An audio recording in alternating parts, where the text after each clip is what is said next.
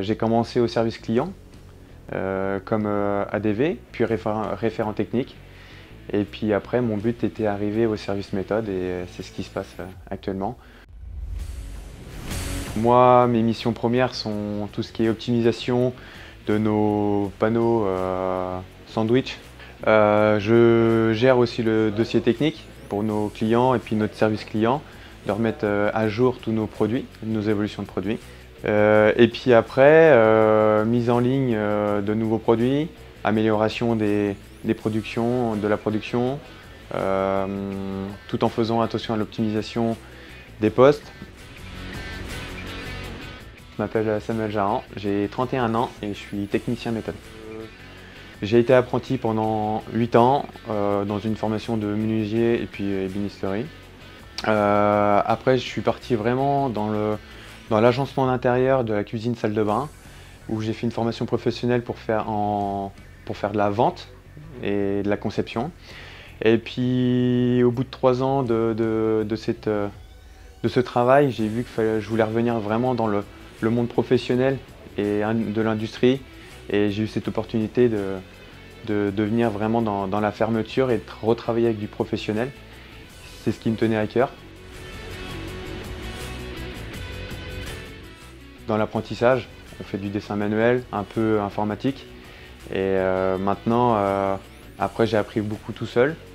Et j'ai fait des formations sur de logiciels un peu gratuits pour apprendre. Et puis après, avoir des connaissances et puis piocher des informations entre collègues.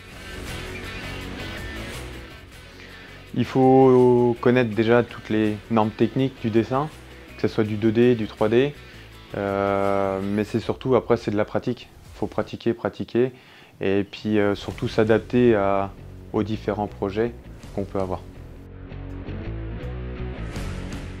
Ce côté, en fait, des missions très larges, complètement différentes. On peut passer d'une journée à l'autre sans faire la même chose, d'une heure à l'autre sans faire la même chose. Et puis cette relation aussi avec l'opérateur et l'opératrice qui est très enrichissant. Dans mon entreprise, ce que je préfère le plus, c'est l'esprit familial, un esprit tout est décontracté mais surtout professionnel. On échange énormément et c'est un échange libre. On est tous à l'écoute des uns et des autres et c'est ce qui fait avancer l'entreprise. Je vais dire les deux. Parce que en tant que technicien méthode, on est obligé d'être rigoureux dans notre travail. Déjà pour on va dire, montrer un peu l'exemple aux opérateurs et opératrices, respecter la sécurité, c'est quelque chose d'important. Et créatif parce que quand on met quelque chose en place en production, même s'il vient juste d'être mis en place, une heure après on peut déjà l'améliorer. Les deux aussi. On est obligé de faire des formations, mais le terrain reste la meilleure. C'est la meilleure façon, l'échange de tout le monde, le relationnel, c'est là qu'on apprend le plus.